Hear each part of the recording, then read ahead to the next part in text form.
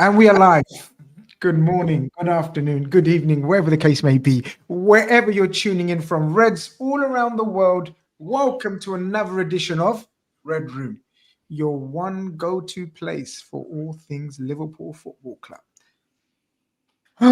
Liverpool Football Club. The title, and shout out, I think Jack Danny or Eddie might have done it. It says Grizz Khan unpacks Liverpool's recent form and importance on bouncing back with me because it's boring bouncing on your own. I need a panel to bounce with, and I've got just a panel to bounce with. Well, I don't know about today. Hello, Ben. Mr. Ben is usually my go-to guy. Actually, Keith is. What a panel I've got today, because I've got hype merchants galore, and then there's the not negative Mo, but the one that brings everyone down, like goes to all the way to Turkey, brings back a Liverpool disaster show, and still, but it is what it is. Benjamin, you have got a job on your hands to get us up and geared for it today. A bit of a rough week. 2 games in a row we've lost. How are we? I ain't fucking motivating them again. Fucking terrible. Could be better, could be worse. It's not the end of the season, is it? So it's probably coming a good time for Liverpool. 1 game and then an international break, but we'll get into it. Not happy with it, but I mean, no one's going to be happy with it. But it's early, time to fix it, and let's crack on with it, isn't it? Yeah, not happy. And that's fine, right? Mo, it's okay not to be happy sometimes. It's we're an emotional club, we're an emotional fan base, and fan bases of all clubs these days are effing ultra emotional. We're not as bad as other clubs, but I'm going to be honest with you. I'm going to let you into a trade secret. I stay off Twitter as much as I can at times like this, not because I'm a coward and I can't face it, like bollocks. Like, do you not know me? Like, it will just pollute your head. Where you at? Yeah, we're okay to be disappointed and slightly worried. But I understand what you say, not going on Twitter, because every time we seem to lose, there seems to be a huge meltdown as well by some of our fans. And to be fair, I'm very reactionary as well. And if you ask me, I'm joking. If you asked me after Galatasaray, what's your views, and I would have given you blah blah blah, slot this and this that. Now I've had a couple of days just to calm down, just to think about it and level my head out. I'm thinking, look, if at the start of the season, if anyone offered you top of the table after 8 games, and 2 defeats, would you have taken that? Yeah. Bit your hand off. Yeah, so we have to have a level head approach. Well. Yeah, exactly. So, but again, 2 days ago, I would have given you a different answer. I would have given you like, oh, this, that, blah, blah, blah, blah. Oh my God, we're not going to win the league, So, yeah, I'm sure we're going to chop all this up, very shortly. Mr. Goldmouth, again, one of my hype merchants, one of my go-to guys of beacon of positivity. But I want you to not give, what's the word they give? What's that? Toxic positivity. There's toxic positivity. But there's also, and people always forget the toxic negativity when they mention the toxic positivity. Why isn't there a middle ground? Do you know what this last week, especially the last couple of games, has felt like, right? It's felt like, if you ever try put thread between the eye of a needle, and when you just keep missing it, and it's just like that feel like it's just, you know what I mean? Like, or you try to put your missus's necklace, and she's got like the smallest thing to lock it in, and you just keep missing. You keep missing. That's how it's felt being a Liverpool fan. It's almost felt like it's quite there, and then it doesn't happen, and then things just, when it goes against you, it goes against you. Football is unforgiving in this world. Do you know what I mean? So I've got a conspiracy theory. Conspiracy theory. Here we go. And I've got it this time because you brought it up.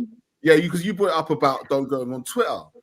I believe, honestly, that like there's quite a lot of like narratives and voices that get a lot of publicity and are able to spin a certain situation a certain way.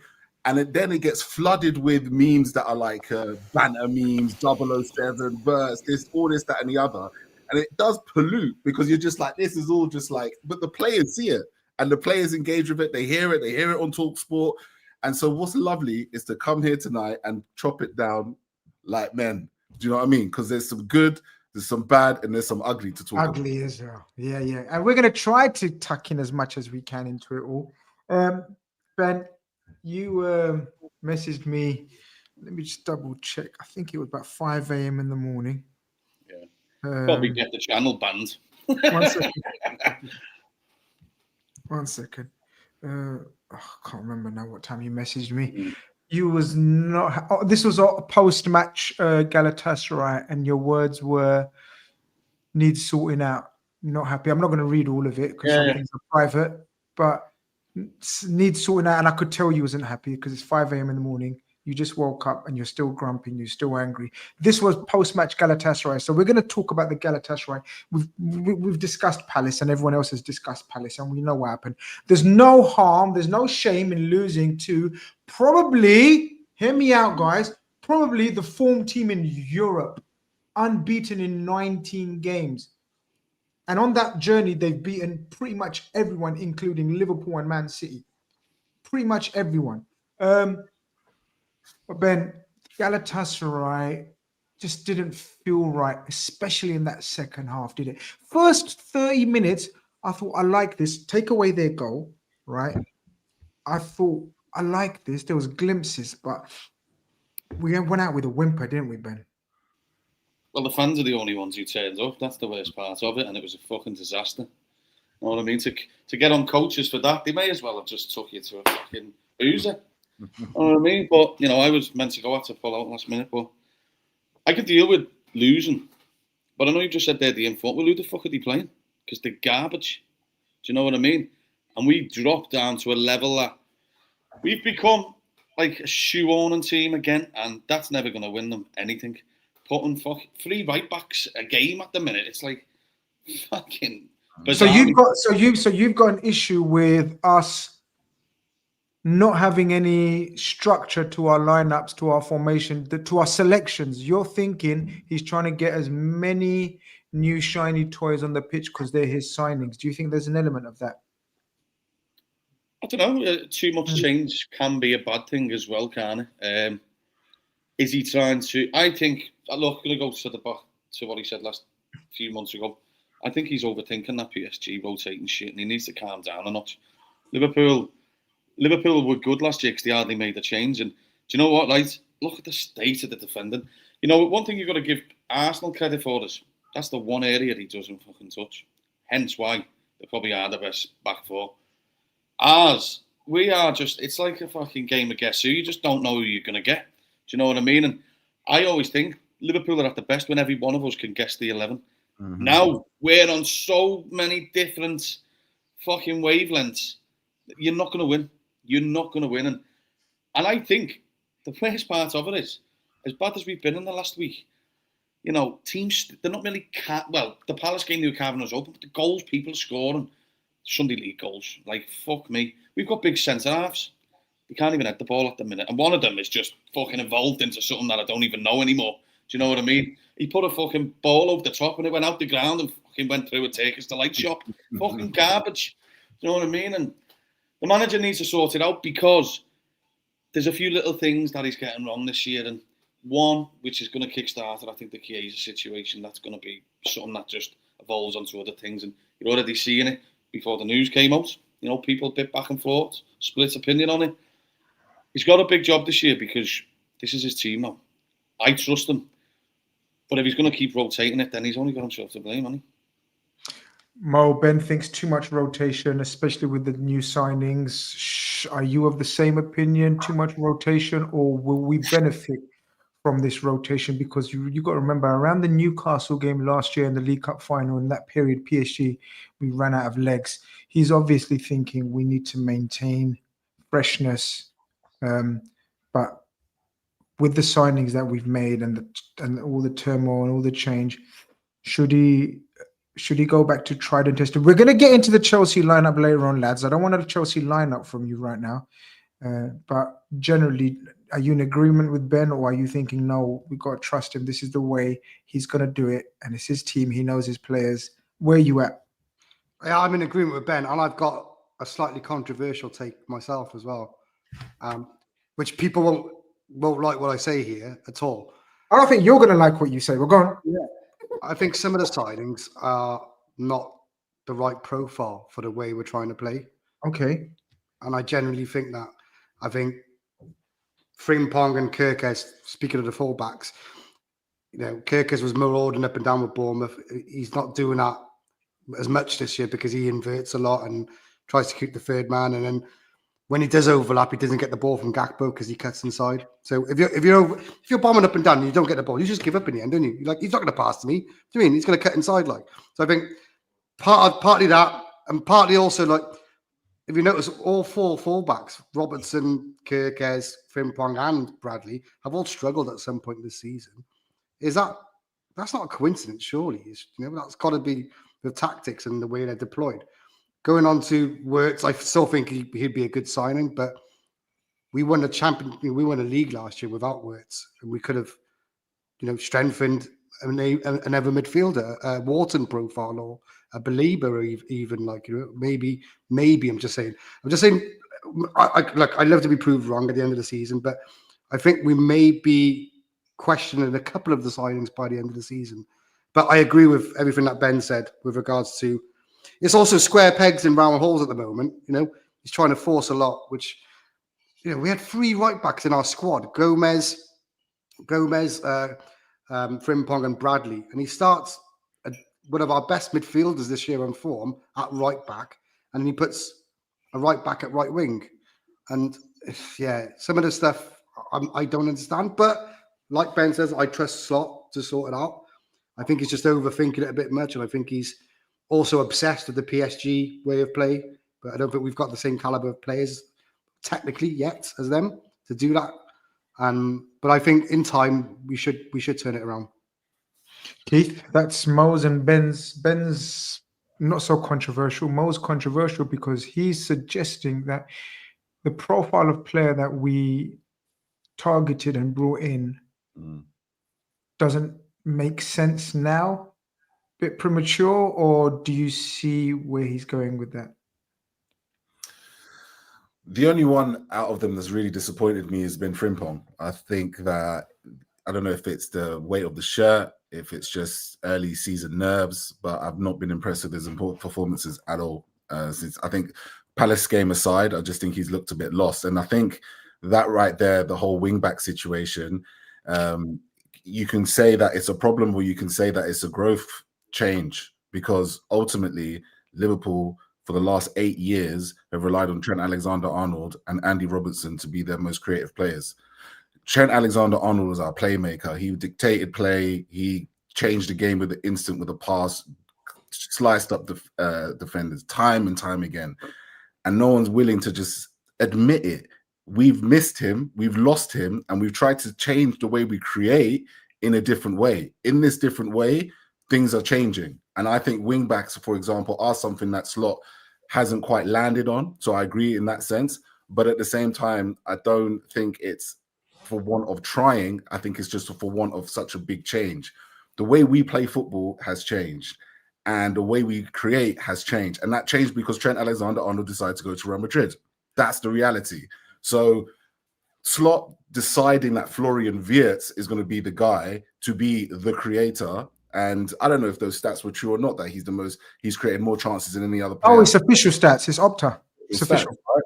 Now, that is how Slot has decided that he wants to play. He wants Wirtz to be Trent, the guy who creates things, the thing, everything goes through, etc., etc. And from that, he needs to create partnerships with a number 9. Like Liverpool and number 9s, in the traditional sense, have not gone well with each other for a long time, in my opinion. We've had our best number 9 would be Bobby Firmino, and Bobby Firmino was a false 9. We've had so many different types of number 9s that have come and gone. The last one was Fernando Torres. So again, that's another big change, because now we're kind of all of a sudden everything's going through the center, which is also impacting Mo Salah. Because what do you do with him in a system like this that he's never played in before? Because it was always about him and Mane for years. Divock Origi, he was a big part player in the situation. Firmino, he sacrificed himself for those two guys to score loads of goals, right? That's gone. So now we're also trying to figure out how to play with the striker. The reason why I'm very confident is because the players that we're trusting to do it, in my opinion, are top players.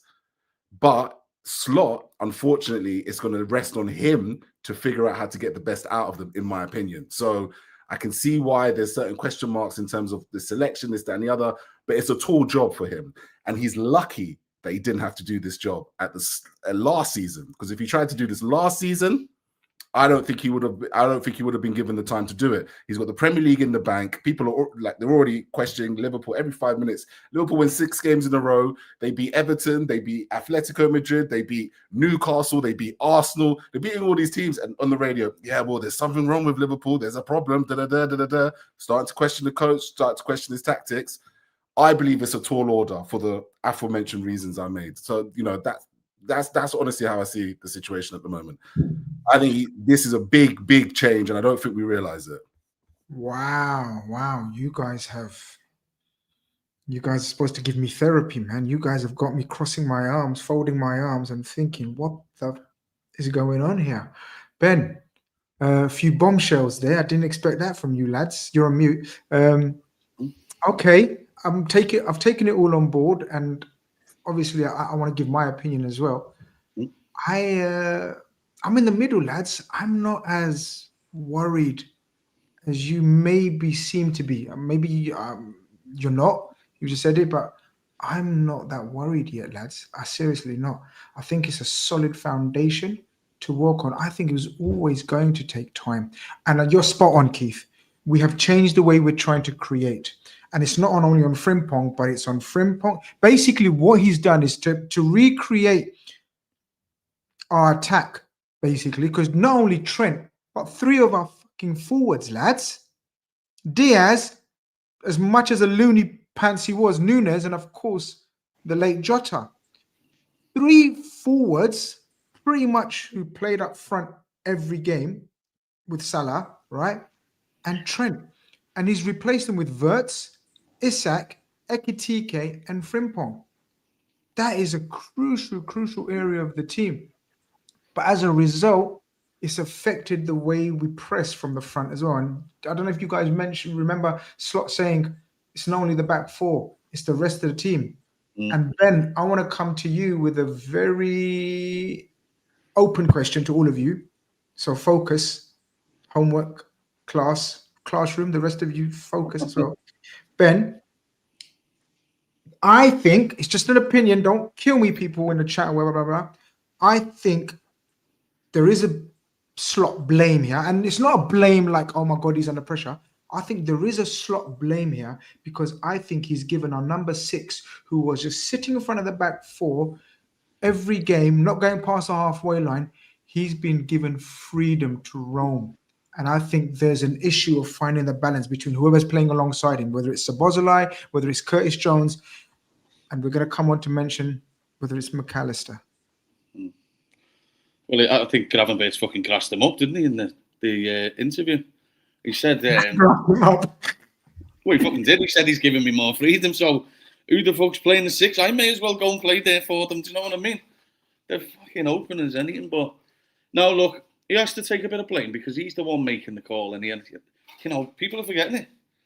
Could it also be a different route? Johnny, I think it was a big influence for them last year.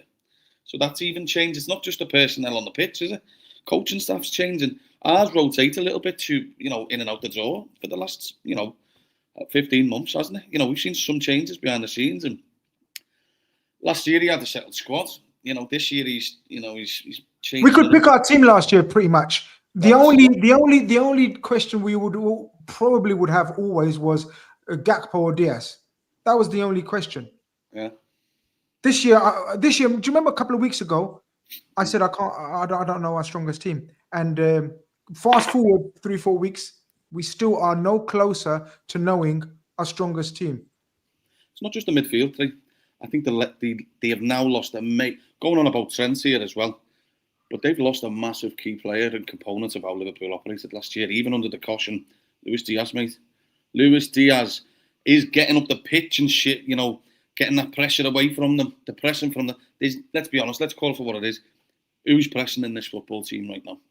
There is zero, unless I'm watching a different game, do you know what I mean? So I think it's the midfield three are just so out of shape, and fucking centre mids, right backs now fucking right wingers, and you know, I think he's throwing a bit too much shit at the wall and he just needs to tone it down a bit. I love how he wants to go. I think, fucking hell, if this clicks, Liverpool will just run away with all sorts. But first and foremost, you aren't going to be champions of anything if you can't defend. You know, it's simple as that. Now, I know, I don't like that saying, you know, like, defences and that win titles. I think that's a farce now. I think strikers win titles, and we bought one of the very best. But the problem is, we are looking a little bit shaky. And I do think, I'll be honest, on the basis of what I'm seeing right now, they've sold the better left winger, sorry. Because I don't think you'd appreciate it until someone's gone. And I think defensive work, mate, he was spot on for Liverpool. Because you're not getting it from Salah now, are you? So yeah, I think midfield three is having a... I just think they look like there's lacking bodies around them. Because for me, I said it to you, Mo. If you look across the team right now, who is the defensive-minded players in Liverpool's team? Take the goalkeeper away. For me, there's two. And they're the centre-backs. And they're the only ones whose position doesn't change for you. I've made that point about defensive-minded players. Keith, I don't remember. Do you remember I always used to say there's only and I don't even put Virgil in that defensive-minded. Do you know that? Yeah. I used to put Robertson and Konate. Even Alisson, we've got an attacking goalkeeper. He's always on the prowl to attack. And the rest are all attack-minded. I wouldn't even put Virgil as a defensive first. I think Virgil is almost our playmaker now. Mo, we've had a bit of a moan. We've talked about the problems. We have to move forward. I'm not worried about the Galatasaray thing. I'm going to repeat what I tweeted. I'm sorry for being boring. But I'm not worried about the Champions League. Joe, I agree with you so much, especially after last year. After last year, I've realized. Yeah, the Champions League, you got time. Those are 100%. And I'm really not bothered about it, right? But don't know what you lot, me and Keith will tell you, you two up north, or you in Wales, Keith will tell you, we can't stand Chelsea down there. And this game has come at an awkward time for both of us. They're not in the greatest of forms. They've got a few suspensions and injuries. Hardly any centre-backs. I think it's going to be Badashile and I can't remember the other one. Achimpong, I think his name is, yeah. But whatever. We have to get our own house in order. We're going to slowly try to think of a game plan and a lineup, Mo. What comes to your thinking straight away as a couple of musts, what we need to do? All right, for Chelsea, you're on about, yeah? Okay, so just quickly on the Galatasaray thing, if I could just give a quick point on that, okay? I went to the game and the atmosphere, and it is crazy out there, like it's loud, like, and I'm not saying that's a fact there, but it is a tough place to go. However, they're not a very good team. We should have beaten them. And if we break it down, the chances that we did create, we should have scored from those chances. Ekatiko tried to round the keeper when he should have just took the finish. Konate, Crichton head, I'm starting to call him now, because the ball hits him and it goes different directions. He had another header, or Crichton head did, that should have scored from, and it went off. So there was chances. So we have to. There's a bit of positivity, but all in all, it was just a bad performance. But we still created chances. For Chelsea now, I think what we need to do, and I think everybody might agree with me here for once, is go back to what won us the league. Go back to tried and tested, get a bit of stability, and get back to what we were doing. The press was non-existent. We have got such a passive press. It's annoying. And you can't play high line that we do if you've got a passive press. If the press is not there, 2 passes and we're cut open. It took Gala 1 minute to create their first chance against us, and Ali made a brilliant save in the first minute. We can't do that against Chelsea. So I think we need to go back to tried and tested. None of us, Dom, right back, none of us anymore. Get Dom back in the middle. Look, I'd start Dom, Mac, and Grav, but Wirtz would probably start, yeah. But in my idea would be go back to what worked for us last season and get this You've over. bottled it. You've bottled it. I'm gonna come back to you. No, he'll start Wirtz, but I don't want to know what Slot's gonna do. I want to know what you're gonna do. What I'm gonna do. You're gonna drop Wirtz, basically. I still start Wirtz because he still created 3 clear-cut chances in Turkey. Bradley obviously missed. So where are you starting Wirtz? I changed the formation a little bit, and honestly, I'd go diamond, 4-4-2 diamond. I really would. It offers so much protection. You've got Grav at the base. You've got Mac and Dom, hopefully controlling, or Jones controlling that midfield. You've got Wirtz at the tip. Yes, people are going to say, where's Salah? Where's that? I'd play Salah up front because Ekitike may be still carrying his injury. If Ekitike is fit, I'll then put the 2 gunmen up front. And then you can rotate Salah as a number 10 then. You've got fullbacks that offer you the width, that are fullbacks that can maraud up and down. I think 4-4-2 diamond, don't shoot me. I'm just giving you my opinion. Maybe. I'm ready to shoot you. I'm ready to shoot you. Go on. Ask me why. Why? Because 3 minutes ago, when I asked you the question, you said we need to go back to basics and how we won the league. But 3 minutes later, you've invented a whole new formation. No, but basics as in players, getting the majority of the players that won us the league, get them in. The only ones you can't. They've gone. Oh. They've gone. But I'm saying the midfield. I'm talking about the midfield more than anything. Those 3 in midfield, and the way to get those 3 in the midfield and Wirtz is a diamond. But you get my point, guys. This is not as simple as ABC. Keith, give me your opinion, because his opinion he's guilty. Right? He said we need to get back to basics, and then he waffled on about a total new formation. Diamonds. No, I'm on about the midfield. James Bond movies, right? Since he's come back, right, and he's got diamonds forever in his fucking head. Right, Keith, can you make sense of what we need to move going forward? Keith, did I make sense? Football Manager's coming out, 2026. Salah hasn't played out front. How many games has Salah played for us? Right, he's played about 10 games up front for us. Right, Wirtz. Anyway, you come out with something. I'm tired. All of us, we're all tired. But that didn't make sense to me. Oh man, it was great. I want to see that on Football Manager. Yeah, I want to just try the diamond on Football Manager and see where we go. I'm definitely taking that.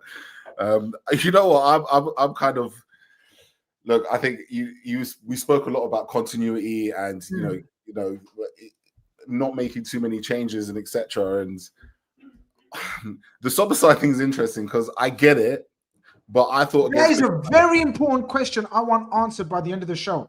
Okay, so here's my opinion. The Brazilite conundrum, the fullback conundrum, the centre-back conundrum, the fucking conundrum in every position, the midfield conundrum and up front conundrum. All right, but let's go on, break it down. He's got to basically either show full trust in Conor Bradley moving forward, right? Or it's got to be Szoboszlai at right back. I think he's probably played as many games at right back as he played midfield this season. So ultimately, does it work? I think it does. I think against Crystal Palace, when Szoboszlai went right back, I thought we dominated them in the second half, particularly after the 60th minute. I thought we should have scored at least 2 goals. So I would keep it continuity-wise and not make any. The only change that I would make, if I was to make a change, I wouldn't even make a change, because if Hugo Ekitike is fit, Hugo Ekitike deserves to start at the end of the day. Not Isak. Not Isak. No, not at all. Hugo deserves to start. I think, you can't deny that he has come in and he's made an instant impact. Okay, the goals have dried up a little bit, maybe last 2 games, but I suppose the last 2 games have not been great either. Ultimately, if Slot's gonna want to make this work, I think the consistency and continuity bit is massive. If he makes 2-3 changes again, then I think it's just going to be another situation where we're going to get a bit confused, not really trust each other. Because I do think there's an element of trust. Like I had Curtis Jones and Florian. It's almost like if they could just trust each other a little bit more, they could really do something. But against Galatasaray, Jones held the ball for a long time, and Wirtz was in the pockets, and he just didn't have the courage to play in between the lines. And it's a risky game of football, but I think it's a game of football that could work. So again, Curtis Jones, I thought he was decent against Galatasaray, to be honest. He deserves to start against Chelsea.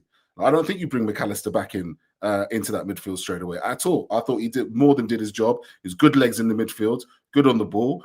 And I think he just needs to get comfortable with Wirtz, in my opinion. I think if they can figure it out between themselves, they could dance around defenses, in my opinion, between the passes and the close control that they have in tight spaces. So it could be a different way to build up. Gravenberg, I agree. I think at the moment he's way too high. And Ben, I agree even more. Why'd you snitch on yourself? Because you basically snitched on yourself, snitched on the team, and then everyone's like, oh, okay, you go further forward, do you? Let's fucking go and kill Liverpool. The other thing is he didn't need to reveal that to the opposition as well, managers, coaches as well. Do you know what I mean? Like, it's like, I've got more freedom. I'll try to make third man runs now. Like, okay, let's keep an eye on that tall, lanky fella. You know what I mean? Do you know what I mean? It's like sometimes we're so naive, man. In the dark. Like Ender's book all over again.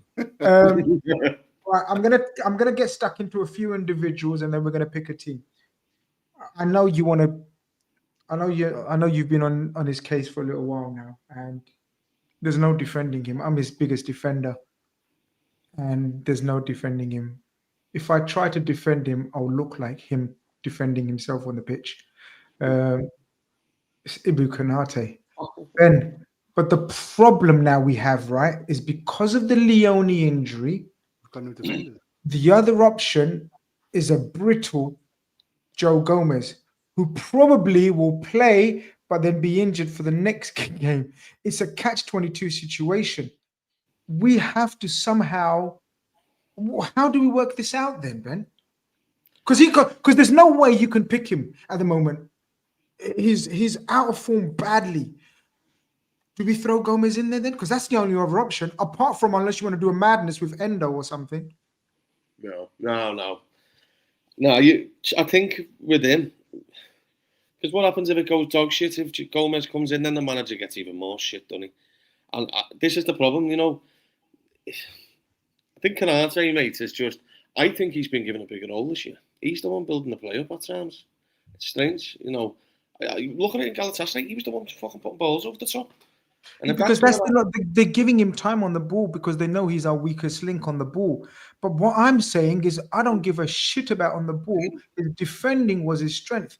He's all over the place, Ben. How do we get out of this rut, or how does he get out of this rut? Do you think it's because of the change of right backs? Every game is either Szoboszlai, what's his name, Bradley, or Frimpong. And sometimes it feels like Flanagan's playing out there. Like, what's going on? Well, he's definitely missing Trent because he's got no one to fucking blame anymore. I tell you what, Konate for me is always blue hot and cold, mate. And this is why I said the other week when we were talking about Mark Gay. Mark Gay is fucking better than him. I don't care what anyone says. You know, but look, it is what it is. I think people want to make changes, but I think he's just got to ride the wave. And he's chose to go this route, so we've got to go with it and make it fucking work, haven't we? I think with Konate, he's always been, when he's good, fucking amazing. When he's bad, he's disaster. He's a disaster. But then so is Joe. Joe's exactly the same. Joe's like that because he's made out of fucking prawn crackers, isn't he? You know. How many times have we seen Joe Gomez either have a fucking 9 out of 10 game, and we think Rolls Royce, there's only one Joey Gomez, right? And then when he has a bad game, he can't turn it around, Ben. Yeah, in the League Cup, he was Leone put him to shame. Yeah, is that not though? His biggest problem is himself. In, out, and I'm not being funny, mate. There's, you know, you're not going to get good performances like that. You know, it's hit and miss, isn't it? It's, you know, it's the look at the draw. I think he's just got to go with it. You know, we've got no. I don't want to see Joe Gomez there. No way. And to be honest, you said before, Grizz, is this game coming at a bad time? I think the opposite. I think it's a fucking good time to make our wrongs right now. Carry on. Let's see what happens. But he can't play any worse than that the other day. If not, I'm fucking ready to play. Mo, I'm gonna obviously more bad news about the Alisson injury. My God, he gets injured for 4 to 6 weeks every year since I want someone to tell me about his career record. I think he's missed 4 weeks every season. Has there been a season in his career at the top flight where he hasn't missed 4 weeks minimum? This is mad. This is insane. Thankfully, I think we have a monster of a reserve keeper. Yes, but Oh, last season we played really well and defended really well. Amazing. And when Kelleher came in, we didn't have much of a problem. This season we're defending really bad and we're giving it. and we rely on. And we're relying on Ali to at least make 2 world-class saves every game. This is a test for Mamardashvili. Yes, I agree with you. Hell of a keeper, hell of a backup. But this is going to be a test. Whether he can bail us out twice a game like Ali does. And we'll find out over the next few games. So, we definitely massive test. As for the lineup, yeah, they got to get the continuity, patterns of play, know each other, trust each other. And like I said, if it was me, I'd play the same team, as many players as you can. I'd bring Robbo back in, for example, myself personally. Okay, so let's start. We know Mamardashvili is going to be the goalkeeper. I agree with you. Alisson's been making at least 2, and I'm talking fucking world-class saves. He's unreal. He's unreal, and we are going to miss him. And we're not only going to miss his saves, guys. He's one of the 3 left captains, leaders, old school boys. After him, there's only Salah and Virgil, and Robbo if he comes back in, I guess. So there's more reason to probably bring back Robbo. Okay, so you're bringing back Robbo. Personally, myself, yes. Benjamin and Keith. No. You're keeping Kirkes. Yeah, he has to. It's kind of come to that situation now. You live by the sword, die by the sword with Kirkes. You have made a decision that Kirkes is the number 1 left back. You brought him in. He has to start. Yeah. He doesn't have time to be blooded in that respect, because if you play Andy Robertson, there's a very, very good chance that you're just going to be chopping and changing all season long. Because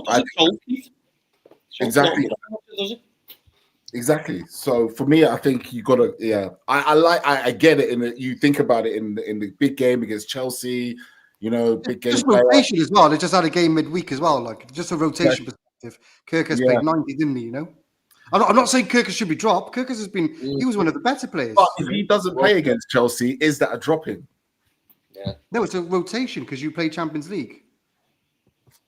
I tell you why. I'd look at it as a dropping because we ain't got a game midweek and then 2 international break. International break, yeah. Yeah, true. Okay, fair enough. Point taken. No, but I see the element of bringing Robertson if you're losing the leadership.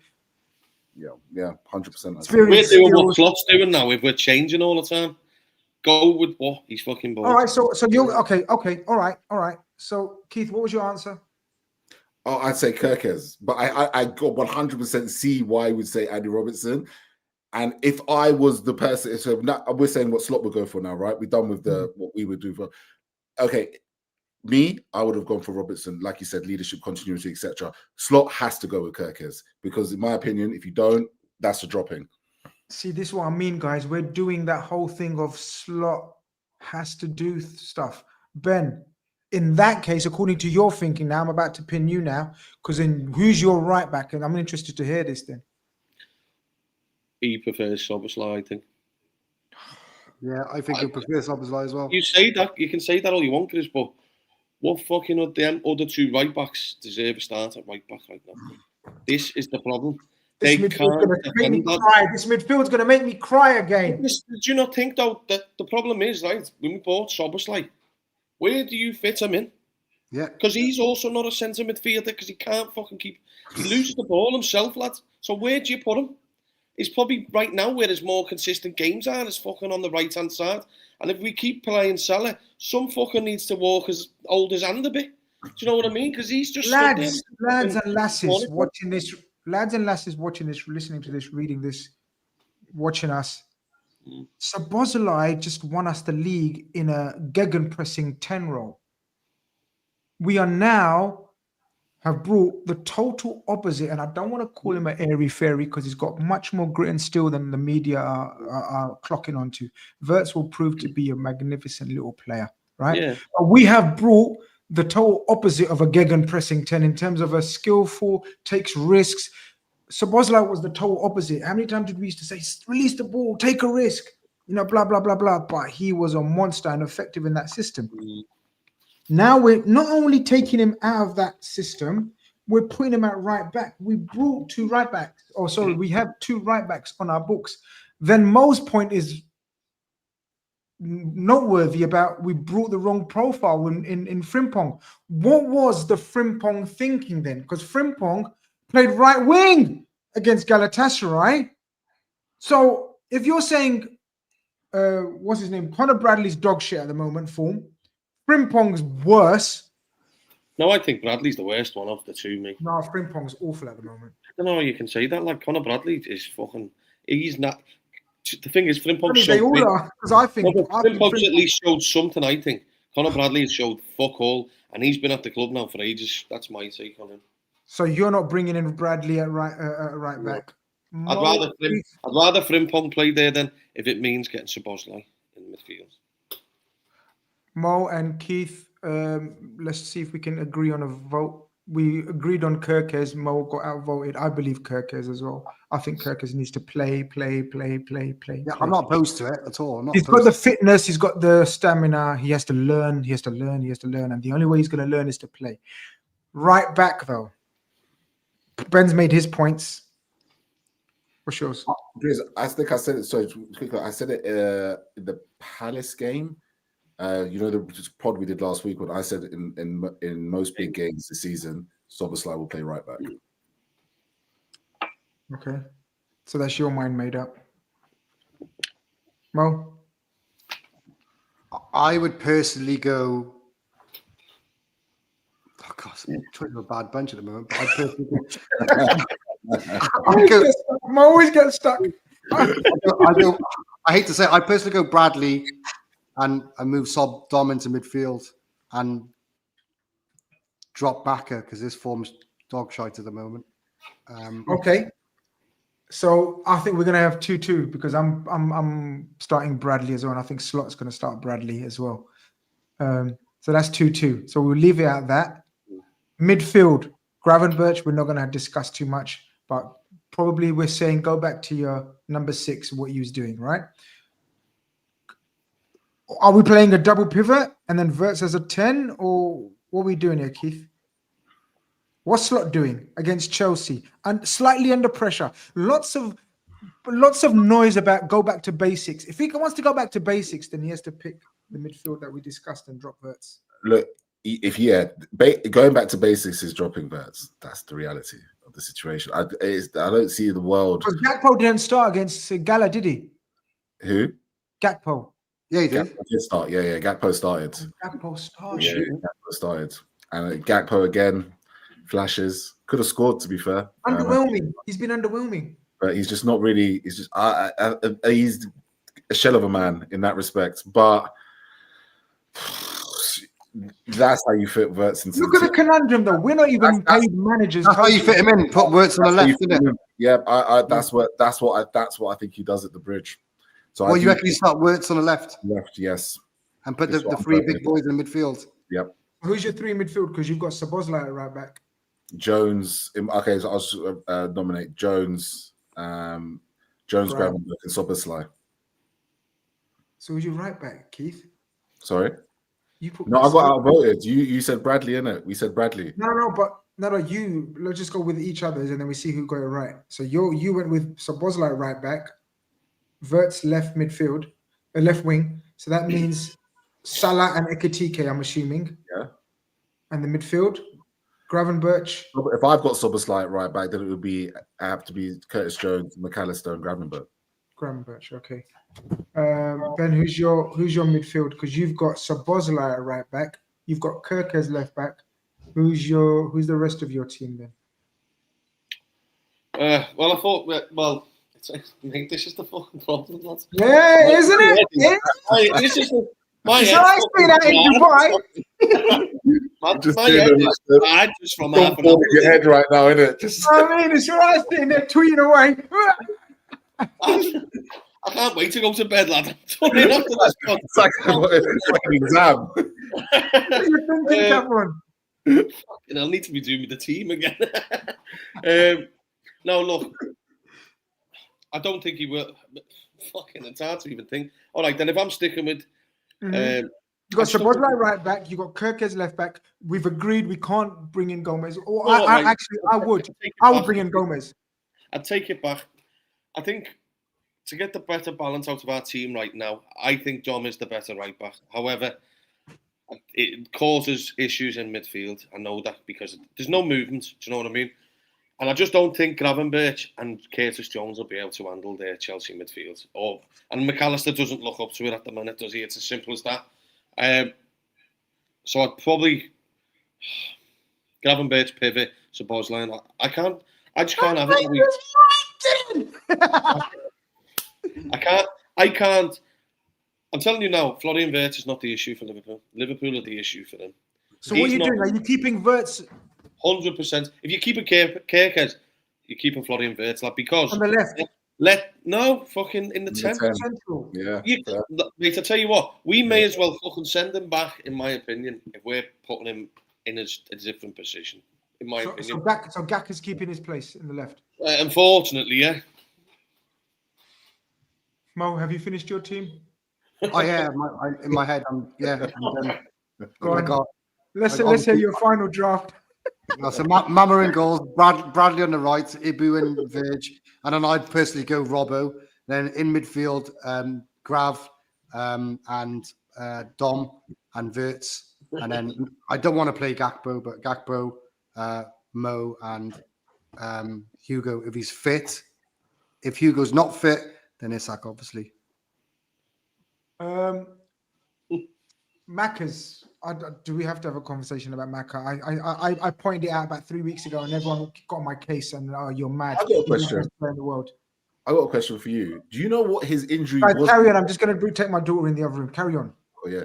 Sorry. So you lads, do you know what his injury was initially, which kept him out? Because he pretty much didn't play. McAllister. Didn't he pick someone up in Argentina duty or something? Or I don't know, to be honest. Chat, does anyone know in the chat? Yeah, because what's that? Macca was out for 4 months. Basically, after the Tottenham game, he didn't play football again until like the start of the season, and he wasn't at pre-season. What was the injury? Do you know what it was? No, I don't think he's been released or even noted or said or anything. I haven't read anything. I haven't heard anything. But it is he looks awful. I love him, guys. Yeah. This is not throwing him under the bus. This is a concern for one of your best players. It's called concern. Yeah, he's just not at the races, is he? He's not, and he hasn't been, like he says, for months. It's not even this year or this season, even at the end of last season. But obviously we knew that was an issue. That's why he was taken out. I don't want to see McAllister starting, lads. I want to see Szoboszlai, Gravenberch, Wirtz, Gakpo.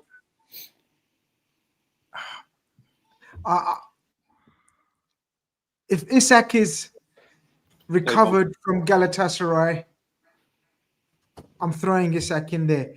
Isak has shown me glimpses of what we're about to see, guys. It's only glimpses, but any football man knows what they're watching. Right, I know we haven't got a body of evidence to go up against Arsenal fans, United fans. I got slaughtered on the big. I don't know if you watched it. I got obliterated. Right, it was like a pack of hyenas. Can't wait. Being a year to take it out on me. Right, so after 2 defeats, they took it out on me. But I've seen glimpses of Isak. I just want to see him play football. Ekitike has been a breath of fresh air. Absolutely. I love Ekitike so far. Apart from his red card, I love him so far. I don't know whether his injury is enough to put him off.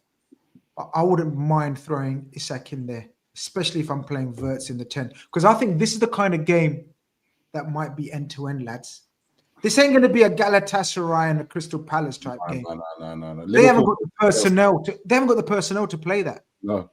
And we haven't got the confidence to play that. So it's literally a case of like we haven't got the confidence to control a game, and they haven't got the confidence necessarily to, I suppose, like sit back, sit deep, like compact, etc. I think they're going to come at us. It's going to be very similar to the game at Anfield. when we won 2-1. It's going to be, I think it's going to be a good, interesting watch because they have an injury crisis. Players are missing. Yeah, but their midfield is strong. Apparently, the rumors are they're bringing in Lavia, so their midfield is gonna be Caicedo, Lavia, and Fernandez. Yeah, and it's interesting as well. He's going up against João Pedro. Obviously, I love Pedro.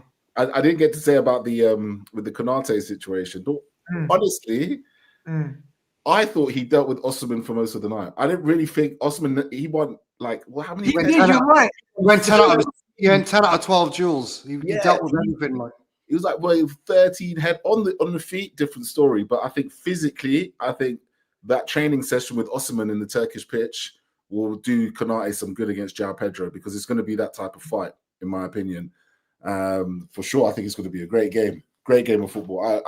Because there's two teams that are kind of it's not that they've got nothing to lose, but they've already lost. Like, you know what I mean? We've lost back-to-back games. They've lost, I think, back-to-back Premier League games as well, right? They lost to United.